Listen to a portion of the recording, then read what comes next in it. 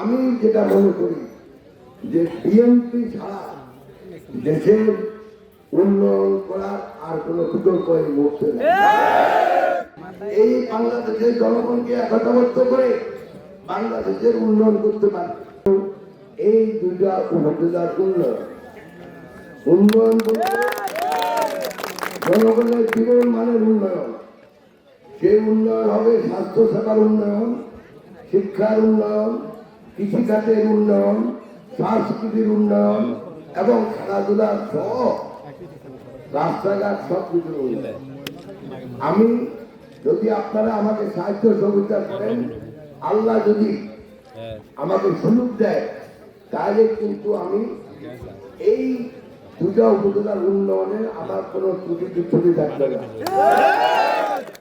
আমি আপনাদের কাছে শুধু এটুকু বলতে পারি যে এবারে নির্বাচনটা অনেক কঠিন। যদিও অনেকে মনে করে যে একটা দল নাই, তাতে খুব সহজ না, কারণ প্রতিপক্ষ অনেক কূট কৌশল তারা ব্যবহার করতেছে।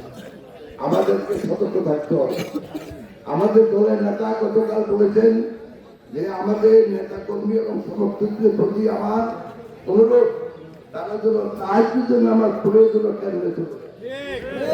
কারণ আমাদের প্রতিপক্ষ আমরা অতীত দেখেছি, এখনো কথাবার্তা বোঝা যায় যে তারা সকালে ভোরে ভোরে গিয়ে একটা প্রভাব বিস্তারের চেষ্টা করবে।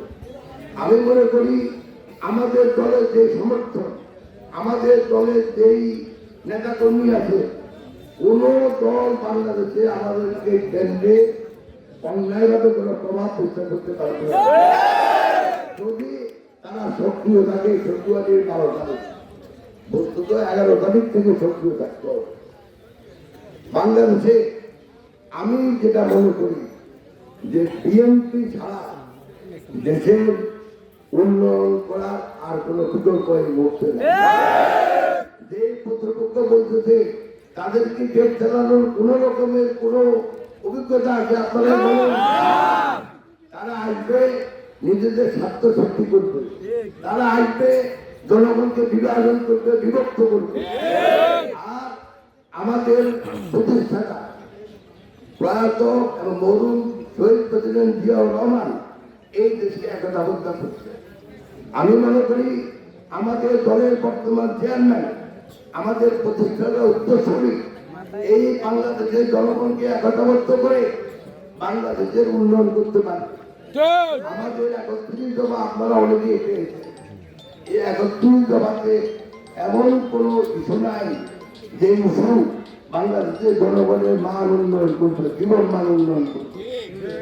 আর আমি আগে বলছি, জীবন মানের উন্নয়ন মানেও আমাদের ছেলে মেয়েদের ভবিষ্যৎ শিক্ষা ব্যবস্থার উন্নয়ন করা।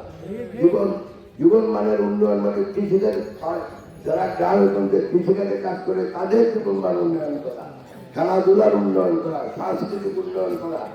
অতএব আমি মনে করি বাংলাদেশে একমাত্র উপযুক্ত পার্টি এই মুহূর্তে যারা বাংলাদেশকে ভবিষ্যতের দিকে এগিয়ে নিয়ে যেতে পারবে।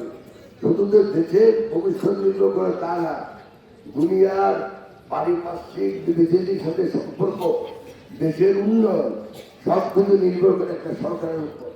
আমি মনে করি বাংলাদেশের একমাত্র পার্টি যেটা এটা করতে পারে সেটা হল বিএনপি, এবং সেই যোগ্যতা আছে আমাদের দলের বর্তমান চেয়ারম্যান জনাব তারেক রহমানের মাধ্যমে।